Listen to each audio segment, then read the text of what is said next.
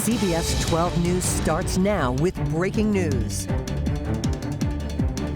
A jury shows the Parkland shooter mercy today. This should have been the death penalty, 100%. Victims' parents outraged at the jury's decision. Pressing the barrel of his weapon to my daughter's chest. Saying the system has failed them once again. If this was not the most perfect death penalty case, then why do we have the death penalty at all? Law enforcement needs to do their job. And sets precedent for our future. And this decision today only makes it more likely that the next mass shooting will be attempted. On CBS 12 News. Good evening, everyone, and thank you for joining us. I'm Liz Quirantes. And I'm Jim Grimes. Parkland school shooter Nicholas Cruz will not be sentenced to death. The jury coming back today with a decision to spare his life, showing him mercy. Stunned family members of the 17 victims lashing out, saying jurors failed them. We have live team coverage tonight of the sentencing trial and the jury's recommendation. We'll also hear from the victims' families who are reacting to that decision. We'll also hear from the defense team. This is a victory for them. And we take you live to Parkland, where the community is also reacting. We will also hear from a juror talking about the moments after that decision had been read. But we begin with our Mike Magnoli. He's joining us live in the studio tonight. Mike, 17 counts of murder, 7 aggravating factors that every juror agreed were proven. Why did they refuse to issue the ultimate punishment? So, Liz, there are members of the jury, and we don't know how many, but they felt that the mitigating circumstances were important. That means the things that they heard from the defense team, how Nick Cruz had mental health issues and a difficult childhood, well, that struck a chord with them, so he will live. One or more individual jurors find that one or more mitigating circumstances was established by the greater weight of the evidence. Yes. Aggravating factors, mitigating circumstances. For most of us, the legal terminology is hard to decipher, but what this means is the jury is not recommending the death penalty. And in the gallery of the courtroom, Parkland families, visibly distraught, devastated, they wanted Cruz to die.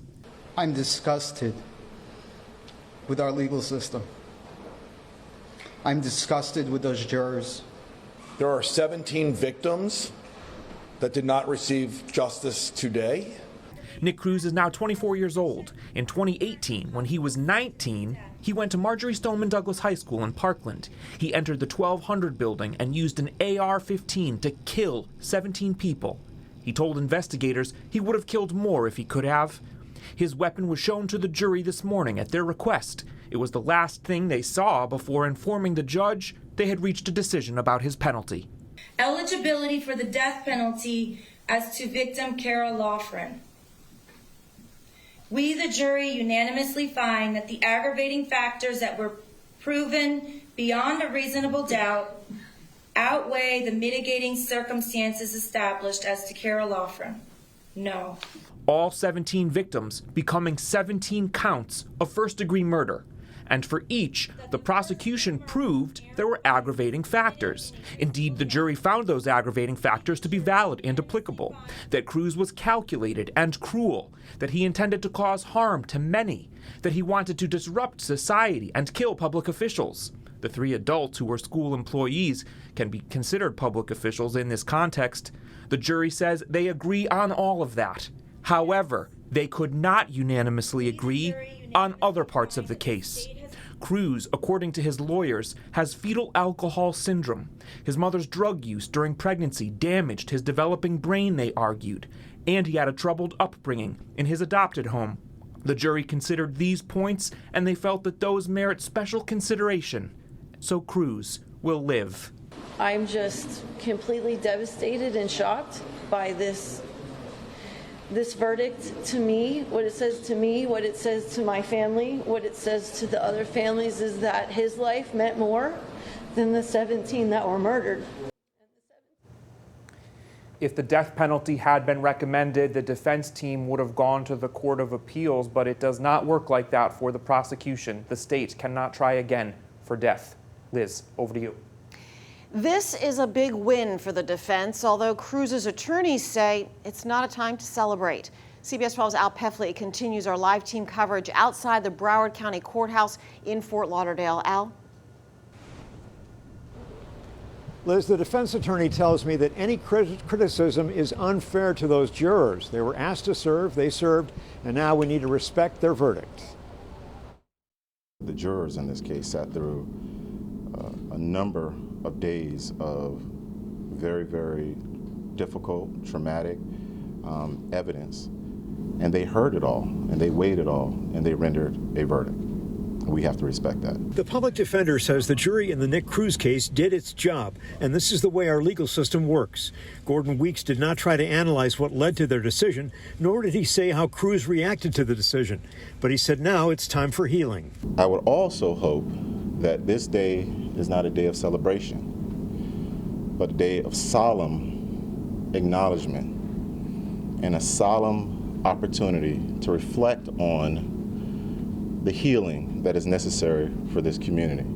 Weeks also had this to say to the families of the victims. I want everyone in this community to recognize that this team appreciates, respects, and understands their loss. And with the greatest bit of sympathy, we attempted to prepare this case and present this case. Under state law, the judge cannot depart from the jury's recommendation of a life sentence for Cruz. The jury's verdict is final. I asked Weeks what he anticipates will happen to Cruz next, and where will he spend his life sentence. He will be taken into the custody of the Department of Corrections very shortly after being sentenced. He will then be transferred likely to the South Florida Reception Center, processed into the prison system, and then eventually assigned a prison where he will remain for the rest of his life without the possibility of parole. And as the public defender left the room after that press conference, I asked him if he believes that Cruz's life will be in danger once he's in prison. He did not respond. Also, he would not say if he thinks Cruz should be excluded from the general prison population for his own safety. Live in Fort Lauderdale, Al Peffley, CBS 12 News. Whether you agree with the sentence or not, these 12 jurors were tasked with a very tough decision: life in prison or the death penalty. Yeah, of course, in the end, they decided for life. CBS 12's Lena Salzbank spoke with one of them just after the verdict had been handed down. She continues our live team coverage tonight. And Lena, what did they say? Well, the jurors were escorted out of the courthouse, surrounded by Broward County deputies. Many of them didn't want to talk to us, but we were able to speak to one of those jurors who told us how she felt after the trial was over. How are you feeling? Anxious, nervous. Are you happy that it's over? Very happy that it's over. What led you to your decision? I don't want to talk about that. 7 men and 5 women made up the 12-member panel. Nearly all of them had no comment after showing mercy to Nicholas Cruz, giving him life in prison and not the death penalty. Benjamin Thomas, the jury foreperson, tells our sister CBS station there was one juror who was against the death penalty because Cruz was believed to be mentally ill. He says in the end, another 2 jurors also voted against death. Everybody had a strong opinion, and we talked about it. We went through the evidence. And at the end, everybody had to make an individual choice. It took 25 days for the court to choose this 12-person panel, which was made up in part by a musician, a human resource worker, an immigration officer, and a probation officer. The verdict ends a 3-month trial. There were also 10 alternates that were sworn in. In Broward County, Lena Salzbank, CBS 12 News. On the day of the Parkland shooting, scores of terrified parents rushed to save their children from danger when the chaos erupted on campus. Today, many of those parents of students who survived that day are emotional, learning of the jury's decision to send Nicholas Cruz to prison and spare his life. Our Dylan Huberman spoke with one of those parents, a mother who went to Marjory Stoneham Douglas looking for her daughter. He joins us live tonight with her story. Dylan? Liz, on that fateful day, Lisa Soffer was sitting in a sea of cars outside the school, her mind racing, and now the Cruz verdict leaving her baffled. They deliberated for 7 hours, I think 7.5 hours. That's 25 minutes a life. How you can say that a life, each life, was just 25 minutes worth deliberating is mind-boggling. Lisa Soffer's daughter Alana, thankfully, wasn't hurt in the massacre on Valentine's Day of 2018.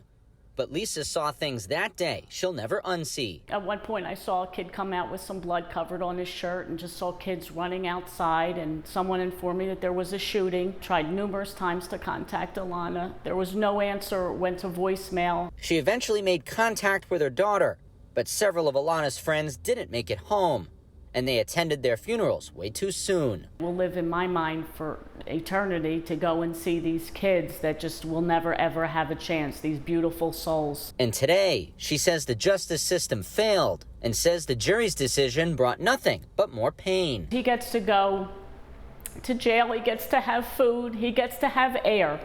He gets to maybe even earn a degree. He gets also rehab, because they say you get rehabbed in jail. And those poor families, you know where they go, Dylan? They go to the cemetery. Alana has since graduated and now attends Penn State University. Well, she still has personal effects from her fallen friends. In Broward County, Dylan Huberman, CBS 12 News. Governor Ron DeSantis also weighing in on today's decision while at a news conference over in South Florida. He blasted the jury's decision, saying Cruz should have been sentenced to death. I think that if you have a death penalty at all, that is a case where you're massacring those students with premeditation and utter disregard for basic humanity, that you deserve the death penalty. I just don't think anything else is appropriate except a capital sentence in this case. And so I was very disappointed to see that.